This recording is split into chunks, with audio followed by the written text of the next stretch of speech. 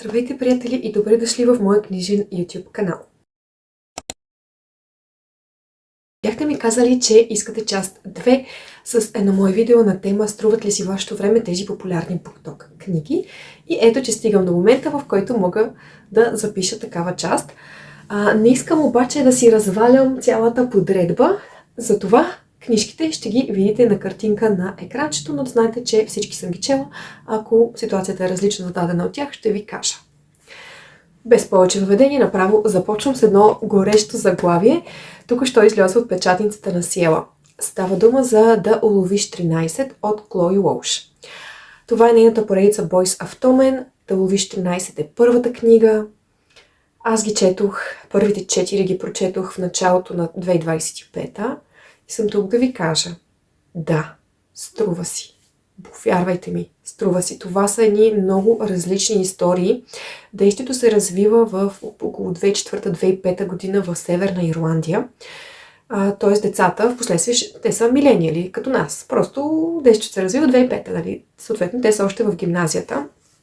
В първата книга, първите 2 книги, се разказва историята на Шанън и Джони.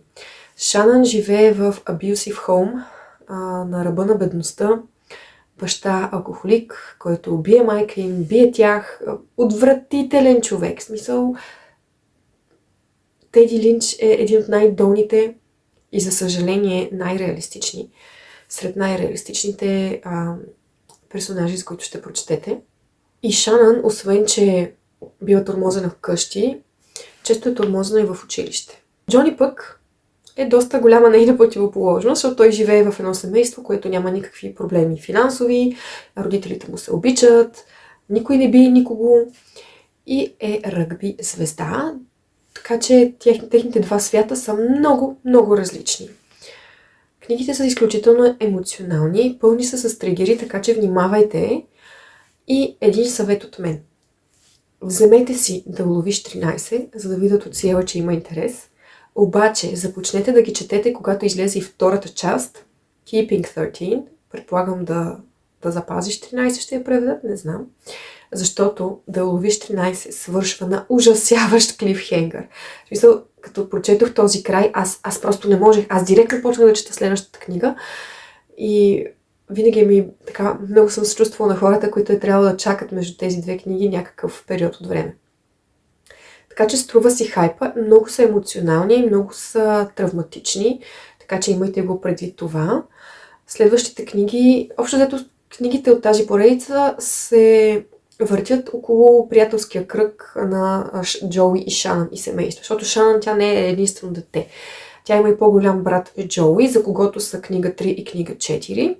И после там се заформя, както казах, един приятелски кръг и съответно следващите книги се фокусират върху различен герой от този кръг.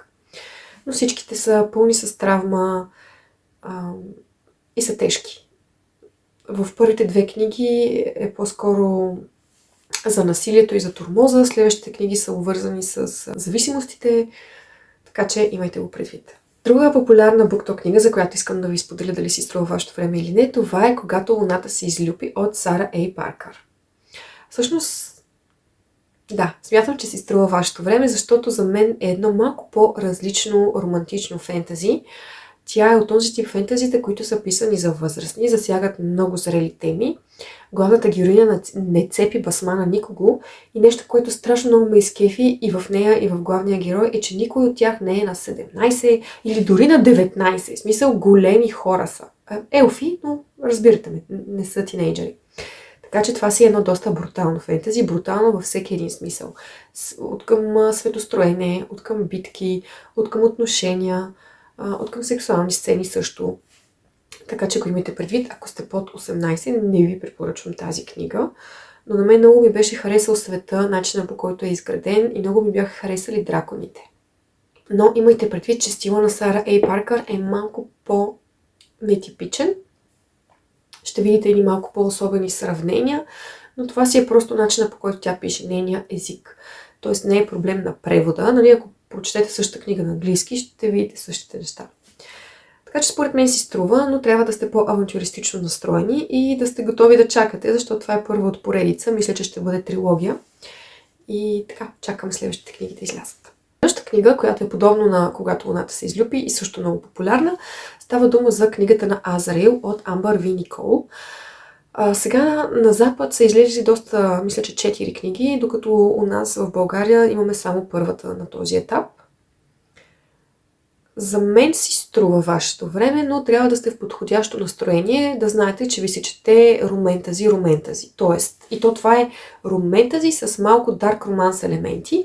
Тук те са истински enemies to lovers, в смисъл в началото те се ненавиждат, те воюват един с друг, преследват се, малтретират се, просто е брутално, но в последствие нещата се обръщат. И другото интересно нещо е, че тя е чудовище, а той е бог.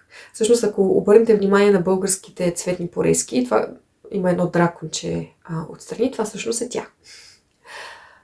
Много интересен света. Главният герой е такъв tortured male протагонист. Главната героиня след Лана Майерс от Mindfuck поредицата. Тази ми е една от любимите. Както и Риф от Когато луната се излюпи. Още дето ги слагам на едно, защото са такива борбени и не се дават лесно. Но то си е романтично фентази, има си фентази свят, естествено, но и романтичната нишка е много сериозна, така че просто го имайте предвид, има си спайси моменти, така че да. Естествено, първата книга завършва пак на клифхенгър, така че чакаме си Ела да ни зарадват със следващата. Сега следващата книга малко ще ви скандализирам, като ви кажа какво мисля за нея. Това е Магнолия Паркс от Джеса Хейстингс. Аз съм от хората, които не съм много впечатлени от тази книга. Значи, когато я четох, бях с много смесени чувства и сега като мина вече някакво време, мисля, че няма да продължа с тази поредица. Много хора ми казват, ами то първата книга не е показателна, следващите книги за Дейзи Хейт са много по-хубави, но аз като така имам такива чувства за първата, честно да ви кажа, не искам да продължа. В Magnolia Parks, представете си го малко като Gossip Girl, само че става дума за High Society в Англия. И Магнолия и Би-Джей, които са главните герои тук, са изключително токсични. Той постоянно й изневерява, а тя ходи всяка сряда да пазарува до Гучи или къде беше. Не знам, тия неща просто ме дразнаха и супер много ме напрегнаха. Някак си, въпреки че Джеса Хейстингс видях, че може да пише красиво, някак си ми липсваше дълбочина в тези герои. И сега вие ще кажете, ама трябва да прочетеш и другите книги. И ми хубаво трябва, ама като ме отблъснало така от първата, аз имам мижав интерес да продължа. Така че аз съм с много смесени чувства за Magnolia Parks и специално за тази книга Магнолия бих казала, че не си струва вашето време. Може би ако не я бях чела, бях започнала направо с Дейзи Хейтс, по друг начин щях да мисля, но за сега така стоят нещата. Сега искам да ви кажа за два спайси романа.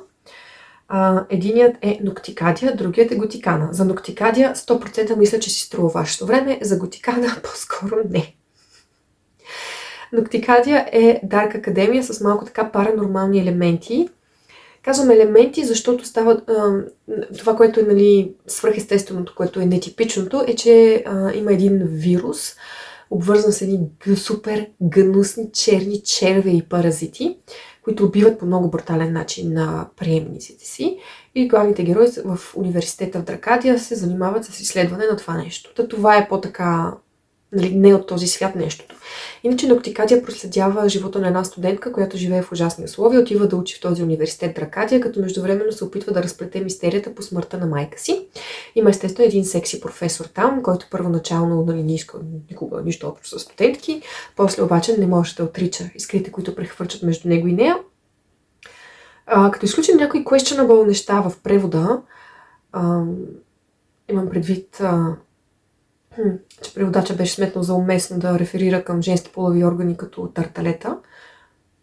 Книгата е много интересна. Пролога е трепач. Значи Ноктикадия е пример как се пише пролог, който те всмуква в историята и те заковава и ти не искаш да пуснеш книгата, докато не стигнеш до края на мистерията. Много такъв грипинг пролог. Много съм впечатлена от Кери Лейк. Тя също така пише много хубаво. Така че, ако изчете нещо спайси и мрачно, Ноктикадия е за вас, защото хем е написана добре, хем има малко хумор, хем има малко сериозни теми, хем пък има и някаква мистерия, която така чувъркате. Искаш да видиш какво се случва накрая. И самостоятелна. Готикана от друга страна, имам чувство, че тя се опитваше да бъде това, което е Ноктикадия, но много неуспешно. Значи на мен не ми хареса начина, по който пише Руникс. Героите ми се сториха малко плоски и спайси моментите на мен ми бяха смешни. Което мисля, че не е това целта. Не е това целта, като някой пише спайси неща. Просто имаше някакви много безумни сравнения и не бях впечатлена. Така че мисля, че Нотикадия си струва вашето време, особено ако сте в овулация. Но Готикана дори тогава по-скоро не, съжалявам. За мен отговор е не. Също сега ще ви кажа едно много голямо заглавие, което избухна навсякъде. Става дума за алхимизирани от Сен Линю. Струва ли си вашето време? Да! Струва си вашето време, абсолютно. Това си е самостоятелно фентази. Знаете, може би вече няма някой, който не знае, че е вдъхновена всъщност преработка на фенфикшна, който Сен Линю пише за Драко и Хармайони. Развива се в нещо като постапокалиптичен свят, в който лошите са спечелили и добрите някакси се опитват да оцелеят с мижавия си бунт след това нещо. Вдъхновени също малко и от разказа на прислужницата, защото има един такъв елемент. Книгата е много тежка, имам предвид емоционално, не само, че е тежка като книжно тяло. Засягат се много тригърващи сцени. Написана е по такъв начин, който просто ти рови в душичката. Това и в сърцевината си е любовна история, да, но не мога да кажа, че е романтази. Тоест няма ниски залози и тук малко в храстите, дайте да направим един кекс. Много е сериозна. Много се говори и за пропагандата, за жертвите, които правиш за каузата и какво се случва като каузата не прави нищо за теб. За това кой всъщност е лошия, кой е добрия. И краят е много такъв сладко-горчив. Може би сте виждали много хора, които реват накрая. Аз бях една от тях. Ще видите защо. Не е, може би, по причината, поради която си мислите. Ако не сте чели такъв тип фентази, може да ви е малко трудно първите 100-150 страници, докато навлезете и се ориентирате кой е, пък каква точно е магията. Тук, както и заглавието може би подсказва, много се работи с алхимията и манипулацията на метали и такива неща, които аз мисля, че беше много интересно, много готино. Тотално се бяга от света на Хари Потър. В смисъл, аз в началото попадах в този капан да се опитвам да свържа всеки герой, на кой от Хари Потър ми прилича. Но някак си, после като ги опознах, тотално се дистанцирах от това и вече не мислех по този начин, което мисля, че е супер плюс на Сен Линю. Просто е уникална книга и си е експириенс, който мисля, че всеки трябва да преживее. Но пак казвам тежка и това е... Значи аз съм седяла и съм ревала така с хлипове на някакви сцени, в които есеншали те примерно са се хванали за ръце. Разбирате, толкова силно ти влияе. Ще бъдете в книжна дупка после, но някакси е сладка болка. Така че смятам, че се струва, да. Друго популярно романтично фентази, Burial Tonics. Струва ли си? Според мен да. Някои хора след четвърто крило нещо не бяха харесали Железен пламък и имаха проблеми с Burial Tonics. Аз не мога да разбера защо. В смисъл, четвърто крило е върха на айсберга. Нещата почват вече да се обясняват и да се случват повече по-нататък в следващите книги. И да, Burial Tonics ще ви разбие, защото краят, макар и да предусещаме на къде отиват нещата, все пак е гадничко, като се случи. Но мисля, че си струва и някак си, поне на мене ми е готино да съм пак част от такъв тип хайп, както беше на времето Хари Потър и да чакам заедно с целия свят трепетно следваща книга от поредица и всички да говорим за това и да споделяме теории, да се вълнуваме какво ще стане с този герой, пък с този герой. Мисля, че е хубаво, така че да, струва си. Не мога да кажа, че е на ниво алхимизирани като влияние върху душевно, което има върху мен, но е готина поредица. Сега, една малко по-различна книга, Прокълната земя на Клеър Лесли Хол. Според мен си струва вашето време, но трябва да внимавате, защото е много тригърваща. Тя е кратка, но се разказва за една изключително брутална семейна драма. Има сцени на смърт на дете.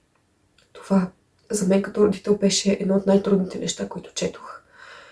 И знам, че за някой от вас това ще е спирачка. Така че абсолютно валидно, нали? Но имайте предвид, че смъртта на детето не е само да се спомене и продължаваме нататък. Не, тя е една от основните сюжетни линии и в един момент ние преживяваме заедно с главната героиня, защото виждаме как се случват нещата пред нейните очи.